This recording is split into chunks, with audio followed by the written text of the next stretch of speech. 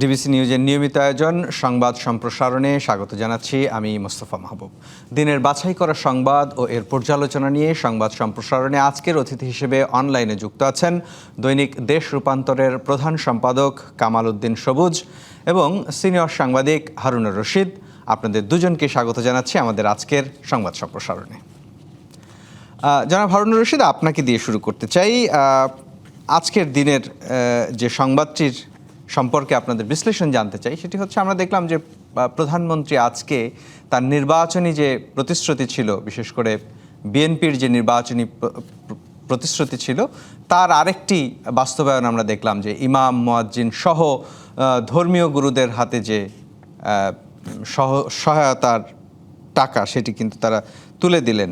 পরীক্ষামূলকভাবে হলেও আসলে বিষয়টি শুরু হলো। বিষয়টিকে কিভাবে দেখছেন? জি, বিষয়টি আমি ওভাবেই দেখি। ধন্যবাদ আপনাকে। শুরু হলো, বাস্তবায়ন বিষয়টা হবে তখনই যখন যারা এটার প্রাপ্য বা যোগ্য সবাই যখন পাবেন। সুতরাং আপনি ওপেনিং বলতেই পারেন, কিন্তু ওপেনিংটা কতটা প্ল্যান্ড সেটা কিন্তু আমাদের কাছে এখন স্পষ্ট না। দেশে কিন্তু আপনার 3 লাখের মতো মাদ্রাসা মসজিদ রয়েছে। সেখানে আপনি যদি 3-3.5 লাখ, আমি যতদূর জানি মসজিদের কথাই বলছি, আর মন্দির যদি বলেন ব্যক্তিগত মন্দির বাদ দিয়ে সেটি 50,000-এর মতো, আরো অন্যান্য ধর্মীয় উপাসনালয় রয়েছে। তো সেখানে কতজন আপনার ইমাম মুয়াজ্জিন, একই সঙ্গে এর সঙ্গে সেবক রয়েছেন, সেবায়েত রয়েছেন বিভিন্ন জায়গায়, তাদের কোন আওতায় কিভাবে করে দেয়া হবে? এই শুধু ভাতা, আপনি কিন্তু খুব অল্প সংখ্যক হলেও কিন্তু কোনো কোনো মসজিদে একদমই জাতীয় বেতন স্কেল, সরকারি বেতন স্কেলে চাকরি হয়, বেতন হয়, মানে বেতন কাঠামো নির্ধারণ করা হয়। সুতরাং সেই টোটাল বিষয়টি একটি প্যাকেজ আকারে প্রকাশ করা বেটার, যে কতজন কত খরচ হবে। কেননা এই অর্থটা তো আপনি খেয়াল রাখবেন, এটি কিন্তু কোনো উন্নয়ন সংস্থা এই অর্থ দেবে না। সুতরাং এই অর্থ কিন্তু আমার আপনার সবার ট্যাক্সের পয়সায় এটা দিতে হবে, যেহেতু এটি একদম একটি রেভিনিউ খাত থেকে যাবে। তো সেটি দিতে হলে আমি অতীতে অভিজ্ঞতার কথা বলি। আবার দেখেন না, হঠাৎ করে মসজিদ বেড়ে না যায় এ ধরনের ঘটনায়, আবার মসজিদে আপনার কর্মচারীর সংখ্যা না বেড়ে যায়। এই পুরো বিষয়গুলো আসলে আমি সবসময় চাই যে পুরো প্ল্যানটা ওপেন করা হোক। এর আগে প্রধানমন্ত্রী উদ্বোধন করেছেন ফ্যামিলি কার্ড। এই ফ্যামিলি কার্ডেরও টাইম লিমিট লাইন হওয়া উচিত, অর্থাৎ কোন জেলায় কোন উপজেলায় কখন কতজন পাবেন। কারণ ইতিমধ্যেই কিন্তু সংসদ সদস্যদের যারা পাননি তাদেরকে জিজ্ঞেস করা শুরু করেছে যে আমরা স্মার্ট ফ্যামিলি কার্ড কবে পাবো। সুতরাং বিষয়টা খুব স্বচ্ছ হওয়া উচিত যে কুড়িগ্রাম উপজেলার বড়ই গ্রামে যে যারা রয়েছেন ফ্যামিলি কার্ড পাওয়ার উপযুক্ত, তারা ধরেন 2026 সালের এত তারিখের মধ্যে পাবেন। পুরো বিষয়টা যদি একদম স্বচ্ছতা এবং টাইমলাইনের ভিতরে না হয়, তাহলে কিন্তু হয়তোবা আমি মনে করি এটা আমি বারবারই বলি পজিটিভ, কিন্তু হয়তোবা এটি কিন্তু পরে এক ধরনের বিভ্রান্তির সৃষ্টি করতে পারে, আমরা কবে পাবো। আর এটা নীতিমালাটাও খুব স্পষ্ট। আমি সংবাদ মাধ্যমে দেখেছি কারা পাবেন না, যেমন গাড়ি যার আছে, যার টিআইএন নাম্বার আছে, অথবা যারা সরকারি চাকরি করেন যিনি, কি থাকলে পাবেন না, তার চেয়ে বড় গুরুত্বপূর্ণ কি না থাকলে তিনি পাবেন, কোন ক্রাইটেরিয়া।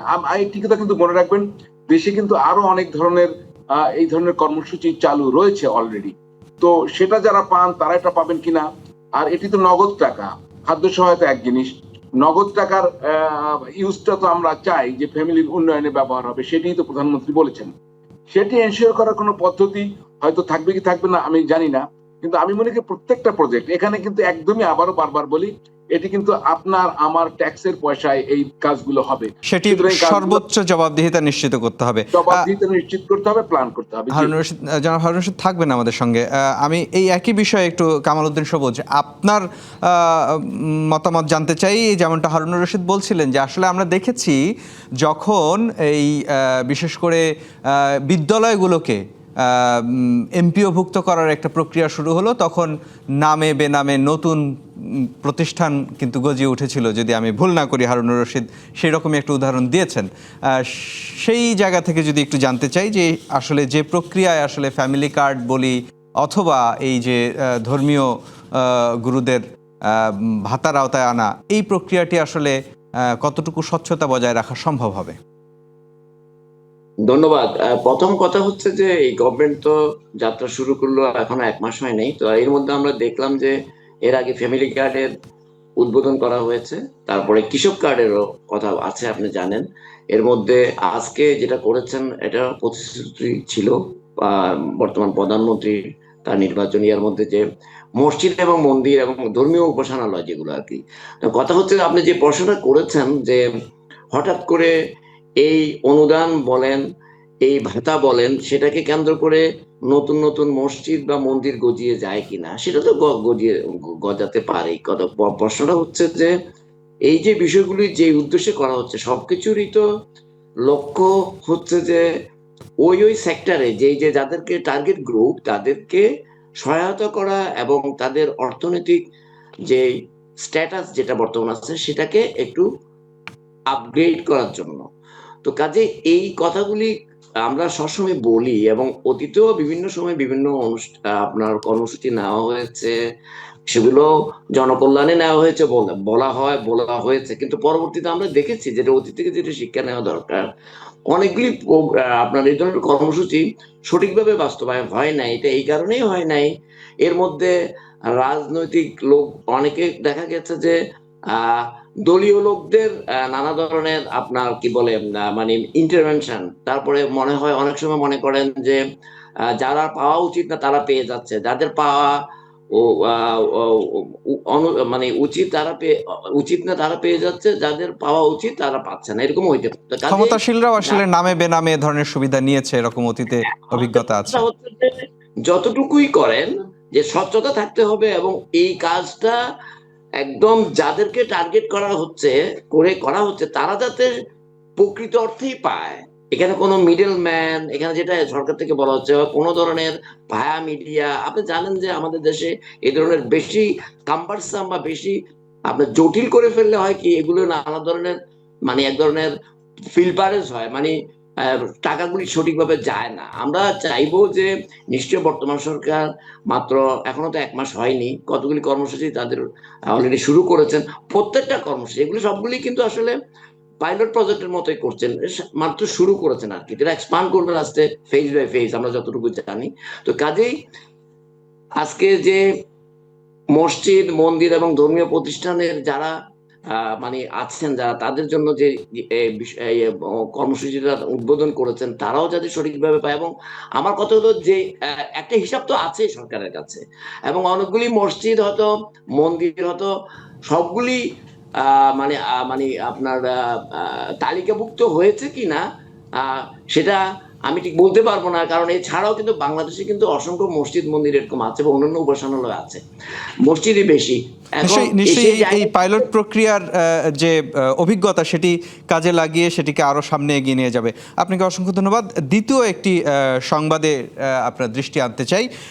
সংবিধান সংস্কার পরিষদের যে অধিবেশন তার ডাক না দিলে আন্দোলনের হুঁশিয়ারি দিয়েছে 11 দল। এই বিষয়টিকে আসলে আপনি কিভাবে দেখছেন, জনাব কামাল উদ্দিন সবুজ? ধন্যবাদ। এটা আসলে আমরা জানি যে আপনার যখন মানে আমাদের যে এই যে সংসদ যেটা হলো, নতুন যে সংসদ, এই সংসদ যখন মানে যারা নির্বাচিত হয়েছেন তারা যখন শপথ নিলেন, বিশেষ করে বিএনপির মানে নেতৃত্বে যে জোট, ওনারা কিন্তু সংবিধান সংস্কার আর ইয়েটা ওথটা নেন নাই, শপথটা নেন নাই। এবং আজকে আপনি নিশ্চয়ই আপনি দেখে থাকবেন যে স্বরাষ্ট্রমন্ত্রী সালাউদ্দিন সাহেব কার্য উপদেষ্টা কমিটির মিটিং এর পরে যেখানে এই বিষয়গুলো উনি বলেছেন যে জাতীয় সংসদই নির্ধারণ করবে সংস্কার কমিশন পরিষদ বিষয়টা। তবে এর অর্থ হচ্ছে যে বোঝা যাচ্ছে যেটা নিয়ে আরো আলাপ আলোচনা হবে। এবং এর কাউন্টার আমরা দেখলাম যে জামাত ইসলাম থেকে বলা হয়েছে, যেটা যারা বিরোধী দল এখন, যে তারা যদি আগামীকাল একজন নেতা জামাত ইসলামের বলেছেন আগামীকালের মধ্যে যদি উদ্যোগ না নেয় তারা আন্দোলন করবেন। এটা কিন্তু তারা অনেকদিন ধরে বলছেন, কেন বিষয়টা হচ্ছে যে বিএনপি থেকে যে শপথটা সংবিধান সংস্কার পরিষদে যে শপথটা নেওয়া হয় নাই, এই সপক্ষে কিন্তু এর আগে ওনারা বক্তব্য দিয়েছেন, এদের কিছু যুক্তি আছে, আবার বিরোধী দলেরও একটা বক্তব্য আছে। তা আমরা চাইবো যে ডেফিনেটলি সংসদ যেহেতু কালকে আবার অধিবেশন বসছে, আপনি জানেন যে কালকে আবার অধিবেশন বসছে, ঈদের আগে হয়তো কয়েকদিন হয়তো হবে, এরপরে হয়তো বন্ধ হয়ে যাবে। এই যে এই সেশনটা যে ফার্স্ট সেশন, এটা কতদিন চলবে সেগুলো আজকে আলোচনাও হয়েছে অনেক কিছু। তো এই সংবিধান সংস্কার পরিষদ যেটা, এটা তো গুরুত্বপূর্ণ একটা বিষয়, এবং এটাকে নিয়ে কিন্তু আমার মনে হয় তার একটা সংসদের সমাধান আসলে সংসদে আসবে নিশ্চয়ই।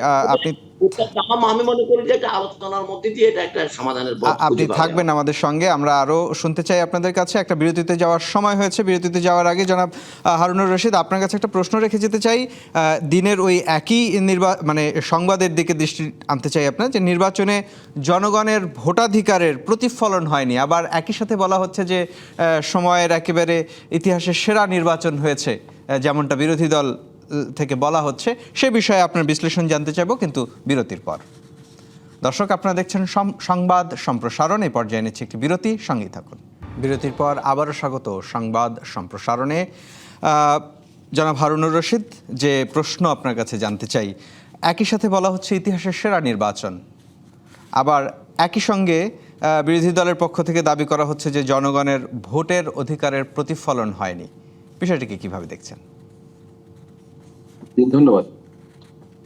আমি শেষ থেকেই শুরু করি, যে মানে জনগণের ইচ্ছার প্রতিফলন হয়নি। এখন মানে এটার কথা কিন্তু জামায়াত নেতারা বলেন, এবং তারা কিন্তু জবাবটা এরকম দেন যে জনগণ মনে করে ভোট ঠিক হয়নি। এখন কোন জনগণ? ধরেন আমরা রাজনীতিতে সবসময় দেখছি, যে কোনো রাজনৈতিক দলই বলে যে জনগণ আমাদের সাথে আছে।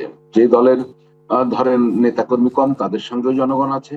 যাদের নেতাকর্মী বা সমর্থন অনেক বেশি, তাদের সঙ্গেও আপনার জনগণ আছে। সুতরাং এটি একটি, আমি মনে করি, একটি রাজনৈতিক একটা বয়ান তৈরি করার চেষ্টা চলছে নির্বাচন শেষ হওয়ার পরে। কারণ অনেক আশ্বাস তো ছিল, অনেক আশাও ছিল। কেউ কেউ মনে করতেন তারা ক্ষমতায় গিয়েছেন এবং মাত্র এক পা দিয়েছেন, নির্বাচনের পরে ক্ষমতায় যাবেন। তো অনেক আশা ভঙ্গের ঘটনা ঘটেছে।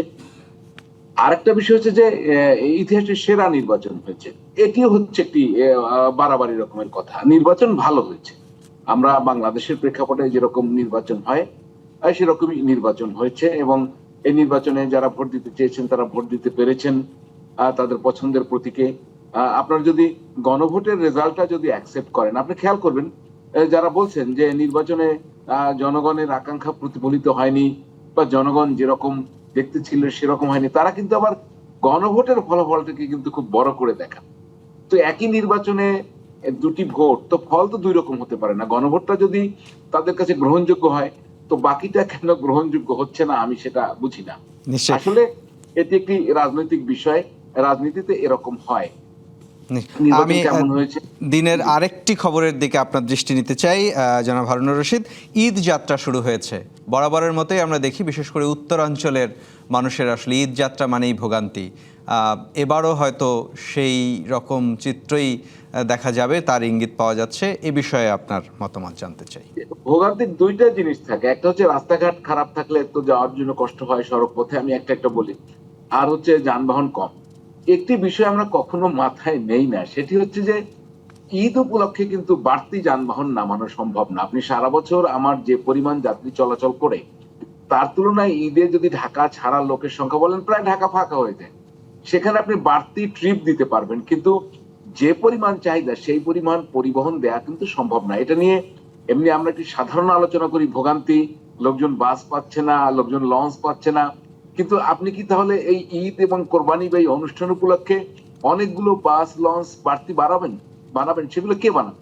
এটা যে ট্রিপ বাড়িয়ে দেওয়া যায়। আরেকটা হচ্ছে সড়ক ব্যবস্থাপনা যদি ভালো হয়, বাড়তি ট্রিপ হয়, তো মানুষ দ্রুত যেতে পারে।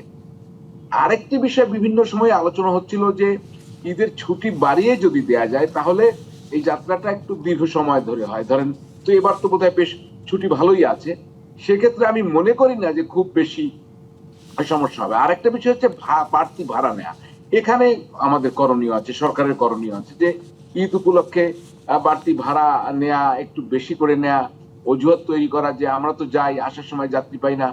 আবার এখন ধরেন যুদ্ধের কারণে জ্বালানি তেলের সংকট আছে, এই অজুহাত তৈরি করে না আবার ভাড়া বাড়িয়ে দেয়। এইগুলো মনিটরিং এর জায়গা আছে। আমি খবর পেয়েছি যে অনেকে টিকিট দিচ্ছে না, বলছে যে আমরা তেল পাচ্ছি না, টিকিট দেবো না। এটা একটা নতুন আপনার সিন্ডিকেটেড কাজ হতে পারে, কারণ হচ্ছে প্রয়োজনীয় জ্বালানি তেলের কিন্তু কোনো সংকট নেই। সরকার সেটা বলছে। জনাব হারুনুর রশিদ থাকবেন আমাদের সাথে। সেটি কিন্তু পর্যাপ্ত আমি মনে নিশ্চয়ই। করি। এই একই বিষয়ে আমরা একটু জনাব কামাল উদ্দিন সবুজ আপনার মতামত জানতে চাই। ডিএমপির পক্ষ থেকে কিন্তু ঘোষণা দেওয়া হয়েছে যে দূরপাল্লার যে বাস সেটি ফিটনেসবিহীন বাস যাতে চলতে না পারে সেটি নিশ্চিত করা হবে। আমরা দেখেছি যে ফিটনেসবিহীন বাসের কারণেও কিন্তু মহাসড়কে এই সময় দুর্ঘটনা ঘটে। আপনার মতামত জানতে চাই। হ্যাঁ, ধন্যবাদ। আসলে যে আপনার কথা দিয়ে, শেষের কথা দিয়ে যদি শুরু করি, যে ফিটনেস বিহীন বাস বা যানবাহনকে রাস্তায় চলাচল করতে দেওয়া হবে না, এটা কিন্তু অতীতে যত ঈদ যখনই আসে এই কথাটা কিন্তু সবসময় এটা বলা হয়। কারণ কথা হচ্ছে যে পরে দেখা যায় যে এসব ফিটনেস বিহীন গাড়িও অনেকগুলি চলাচল করে, কিছু না করলে অনেকাংশে করে। তো সেটা যাতে অতীতের মতো না হয়।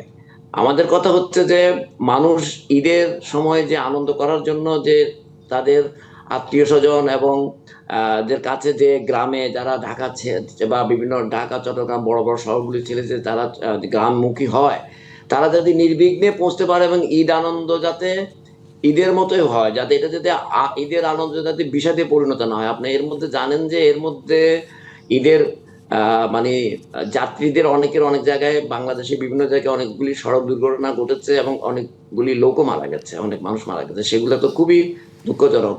প্রতি ঈদে এরকম ঈদের সময় মারা যায়, কিন্তু আমরা চাইবো না যে এরকম আরেকটা ঘটনা ঘটুক। আমরা চাইবো যে এই যে ফিটনেস বিহীন গাড়ি বলেন বা অন্য, যাতে এই যে তেলের সংকটের কথা বলে নানা ধরনের যদি ঈদ আনন্দ যাতে আসলে আনন্দময় থাকে। জনাব কামাল উদ্দিন, একেবারে সময় কম, কিন্তু একটা বিষয় আলোচনা করতে চাই, সেটি হচ্ছে ভারতে হাদি হত্যা মামলার যে প্রধান দুই আসামি তাদেরকে ভারতে পাচারের ক্ষেত্রে বা পালিয়ে যাওয়ার ক্ষেত্রে যারা সহযোগিতা করেছিলেন তাদেরকেও আটক করা হয়েছে বলে একটা সংবাদ আমরা দেখতে পেয়েছি। সে বিষয়ে আপনার বক্তব্য জানতে চাই। এই হত্যা তো বাংলাদেশের রাজনীতিতে আপনি জানেন, যে আমরা জানি যেটা হচ্ছে যে এটা অত্যন্ত আলোচিত একটা বিষয়, এবং এরা যে কিভাবে চলে গেল ভারতে সে নিয়েও নানা প্রশ্ন আসছে। তারপরে আবার ওদের যে ধরা পড়লো, ওরা যে ধরা পড়লো, তারপরে এখন আবার এদের সঙ্গে যারা, আপনি যে কথাটা বলেছেন যে যারা মানে এটা সব পিছনে আছে তাদেরও অনেক, কিন্তু এটা কিন্তু এখন পর্যন্ত আনুষ্ঠানিকভাবে আমরা এই নামগুলি জানি না। আর তারা কিভাবে এটার সঙ্গে জড়িত আছে, যদি সত্যিকার কিন্তু এই যে ভারতের সহযোগিতা, সেটিকে আসলে কিভাবে দেখছেন? প্রতিবেশী দেশের সাথে কি এটি সম্পর্কের মানে উন্নতি হচ্ছে কিনা? এখন তো কথা হচ্ছে যে তাইলে তারা ভারতে পালিয়ে গেল কেন, অন্য কোনো দেশে নয় কেন? এখন বলতে পারেন যে ভারতের সঙ্গেই তো আমাদের সীমান্ত, ঠিক আছে, কিন্তু কথাটা হচ্ছে যে তারা এত দ্রুত চলে গেল। আহ এখানে তো আবার ভারত এগুলা, ভারতের সরকার বলেন, ভারতের এস্টাবলিশমেন্ট তাদেরকে আবার মানে কি বলে গ্রেপ্তারও করেছে। নিশ্চয়ই নিশ্চয়ই। একেবারে একেবারে শেষ করতে হবে। হারুনুর রশিদ, আপনার কাছে একেবারে একটু ছোট্ট করে জানতে চাই, মানে এই যে সহযোগিতা, সেটিকে আসলে ইতিবাচকভাবে দেখার সুযোগ আছে কিনা? আমি এখনো পর্যবেক্ষণ করতেই চাই, দেখা যাবে ফলটা কোথায় যায়। কারণ হচ্ছে যাদেরকে গ্রেপ্তার করা হচ্ছে তাদেরকে ফরেনার্স অ্যাক্টে গ্রেপ্তার করা হয়েছে, তাদের এখন ওখানে আবার বিচার হবে, তারপরে যে কারাদণ্ড হবে, তারপরে ফিরিয়ে আনার প্রশ্নগুলো কিন্তু আসবে। তো সেই ক্ষেত্রে জিজ্ঞাসাবাদের যা করার আমাদের এখানকার পুলিশই করবে। এখন যে সমস্ত তথ্য বেরিয়েছে ওখানকার পুলিশের কথাবার্তায়, সেগুলোর উপর আমি খুব বেশি নির্ভর করতে চাই না। সুতরাং তাদেরকে ফিরিয়ে দেয় কিনা, দেওয়ার পরে এখানে তাদের জিজ্ঞাসাবাদ, অন্য তদন্ত কোন দিকে আগায়, আমি সেদিকে অপেক্ষা করতে চাই। আপনাদের দুজনকে অসংখ্য ধন্যবাদ, আমাদেরকে সময় দিয়েছেন। দর্শক, এই ছিল আজকের সংবাদ সম্প্রসারণে। ডিবিসি নিউজের সঙ্গেই থাকুন।